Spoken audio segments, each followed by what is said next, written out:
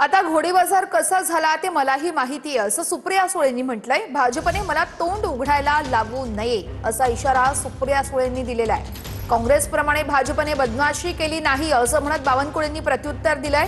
आमच्याकडे हजारो गोष्टी आहेत त्या उघड कराव्या लागतील असाही इशारा बावनकुळे यांच्याकडून देण्यात आलेला आहे। सुप्रिया सुळेंच्या इशाऱ्यानंतर बावनकुळे यांचं जशास तसं हे प्रत्युत्तर आहे।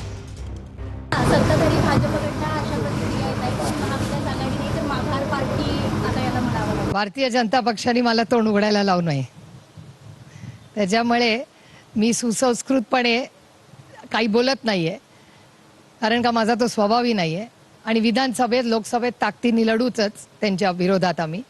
पण आत्ता हा जो घोडे बाजार झालाय तो कोण काय कसं काय झालंय या बऱ्याच गोष्टी तुम्हालाही माहिती आहेत आणि मलाही माहिती आहेत। म्हणूनच मी हे बिल मूव्ह करतेय की घोडे बाजार होऊ नये आणि कुठलंही इलेक्शन झालं तर ते फक्त पैशाच्या जीवावर कोणीही लढू नये किंवा आईसच्याही म्हणजे इन्कम टॅक्स सीबीआय आणि ईडी हिचीही भीती दाखवू नये।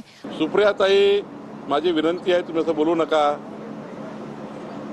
65 वर्ष काँग्रेस पार्टीने आणि सत्ताधीशांनी ज्या बदमाशा केल्या आहेत त्या बदमाशा नक्की आम्ही नाही केल्या आहेत। सुप्रियाताईंना विनंती आहे की असं बोलू नका। 1000 गोष्टी आमच्याकडे आहेत त्या आम्हाला उघड कराव्या लागतील। मी 35 वर्ष झाले भारतीय जनता पार्टीचा कार्यकर्ता आहे।